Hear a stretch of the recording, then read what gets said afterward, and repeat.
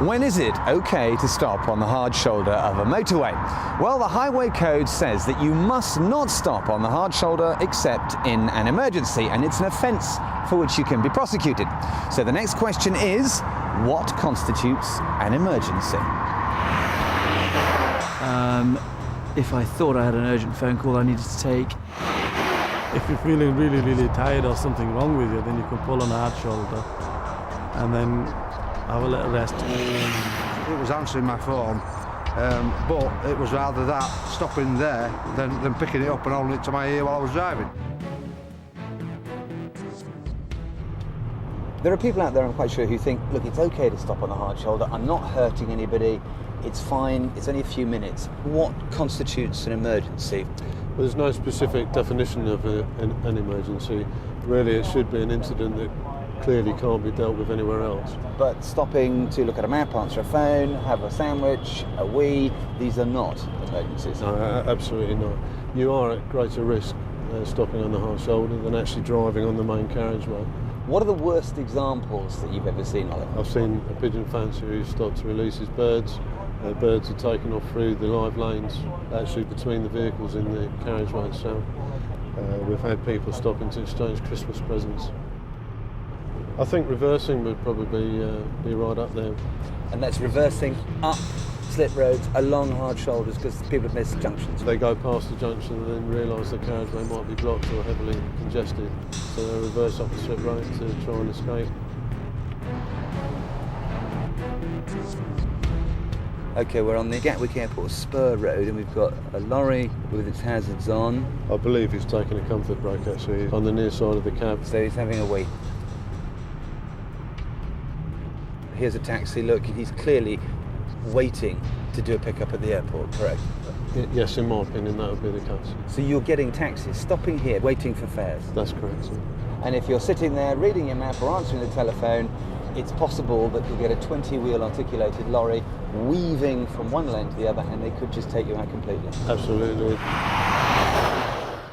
How severe is a hard shoulder impact? The impact is going to force that vehicle along the carriageway, maybe even into the live carriageway, and certainly the people in the car are going to be severely injured, if not killed. OK, 60, 70 miles an hour, what sort of damage can you expect? A driver broke down on the hard shoulder, a breakdown vehicle pulled up behind to actually protect the scene, and the mechanic was working on the vehicle when it was struck by a lorry that had strayed into the hard shoulder.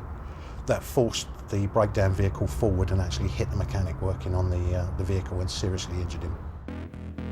If you're sitting there blocking that hard shoulder and the emergency services are on their way to an incident, what can that cause? The emergency services use the hard shoulder to get to an incident. If it's obstructed, you may delay the emergency services getting to help somebody else and therefore cause them danger. Here is another thing not to use the hard shoulder for. This is the M25, as you can see up there. Screen 4, you've got a man who's run out of petrol on the M25. He's walked along the hard shoulder and the highway agency patrol has stopped him. At this precise moment in time, I would imagine he was feeling very, very foolish indeed. Parking unnecessarily on the hard shoulder means that you are a hazard not just to yourself, but to anybody who might come to help you.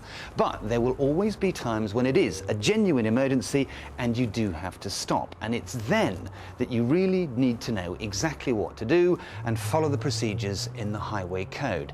Now, to demonstrate, we're going to the Fire Service Training School, where they have a special piece of motorway set away from the general public, because filming on the hard shoulder would be an absolute no-no.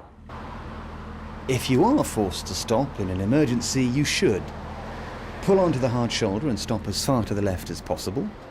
Try to stop near an emergency telephone. Put on your hazard warning lights to warn other drivers. Leave the vehicle by the left-hand door and make sure your passengers do the same.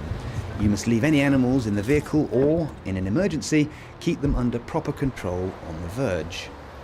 Ensure that passengers keep away from the carriageway and hard shoulder and that children are kept under control. Use the emergency telephone and listen to the advice given. Good afternoon, Highways Agency. Have you broken down? I'm watching you on camera at the moment, I can see you. I've got a traffic officer unit around junction 7 at the moment. I'm going to send them down to you just to make sure that you're happy.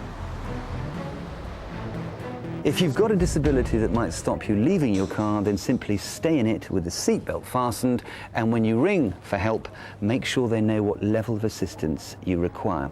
But remember, if you follow the correct procedures and aren't just standing on the hard shoulder, you'll be quite safe, because 70% of all incidents are spotted by patrolling traffic officers and by the CCTV cameras on the gantries.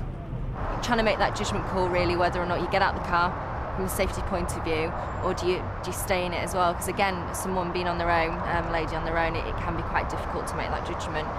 But fortunately enough, the Highways agency, they came along quite quickly because they'd obviously seen it on CCTV and guided me on what to do. If you really feel you have to stay in your car, then lock the doors and fasten the seatbelt. But please, please remember, it's much safer to be off the hard shoulder than on. So the bottom line is the hard shoulder of a motorway is for emergencies, and you should only use it if you absolutely have to. And remember too, there are ways of minimizing the chances of having a breakdown in the first place. Don't, for instance, commit the cardinal sin of running out of fuel on a motorway. It really is unforgivable. And if you have to make that phone call, do it at a service station where you can also have a rest, take a walk, go to the loo, whatever. It's about forethought, it's about planning.